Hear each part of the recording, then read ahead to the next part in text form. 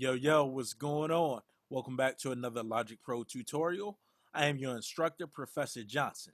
In this video, we're going to be going over how to create your very own drum samples by using layering and signal processing techniques using built-in samples that come with Logic. Let's get to it. So as you can see, we already have the Drum Machine Designer pulled up, and it is an empty kit. So there are no sounds in it yet. We're going to add our own sounds.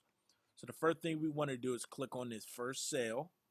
By default, over here on the left-hand side, Logic is going to pull up the library. So we're going to click on Autumn Leaves. And if for some reason we need to edit it, we could come in here and, fade it out or make it shorter, whatever have you. We're going to put this on pad controls. And now we're going to go over to instrument 2. We're going to go to kicks and we're going to get another kick sound. I like the Atlanta one. So together they sound like this. All right, and now we're gonna use EQ and signal processing just to get it the way we want. There, so that I don't have to keep hitting the keys on the keyboard. I'm just gonna pull up the step sequencer. So let's do it on the 1 and the 3. There's a drop down arrow beside the picture of the empty kit. Click on that, press X to go to the mixer. And now I can add and tweak the EQ individually on each channel. So here's the one for the Atlanta kick. So I can see right now, it already has some EQs on it. I want to actually recall the default bump, get rid of that. It's not much over here in the high end, so I want to use a high cut filter to just roll off what it's not using anyway. And I'm going to do let's see.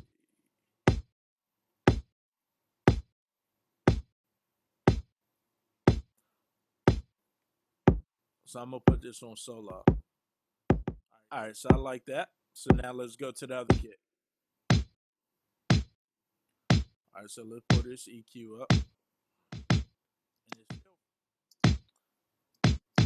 So since my other Atlanta kick has the real boom in it, I'm not gonna use as much boom in this one. So I'm gonna turn on my low cut filter on this one and get rid of a little bit of the low end.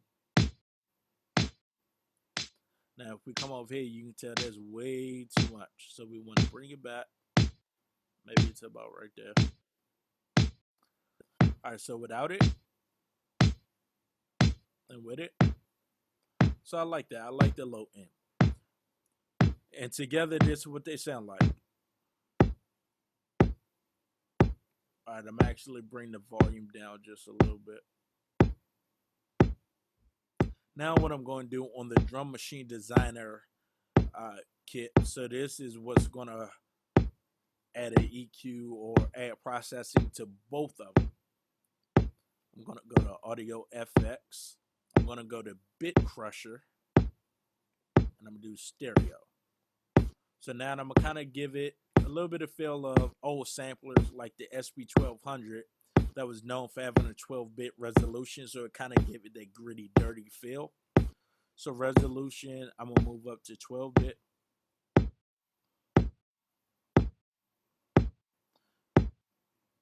And then without it, so I'm peaking at about 6. So I want to keep it there.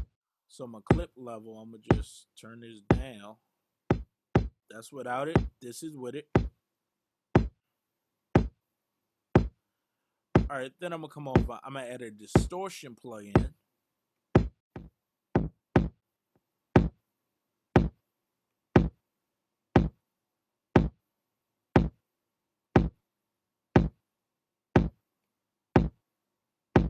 All right, so let's say I want to go with that. So let's hear what everything sounds like without any effects on it. Here's what it sounds like with those two kick samples together. All right, and then when we start adding distortion and Bit Crusher, punches a little more. Then when we add the EQ back. So I like that. It's nice and dirty. It's nice low end. All right, so now all I need to do is bounce this down. I'm going to change the name of this, Shift N, and I'm going to call this OMG Layered Kick 1.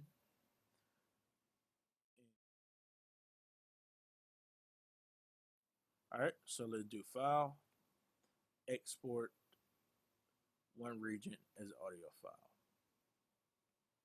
All right, and my instrument is already named.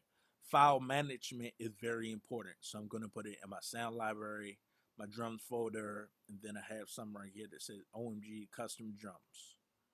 All right, take the overload off. Then we're going to hit export. All right, and that is how you can create your own drum samples using layering.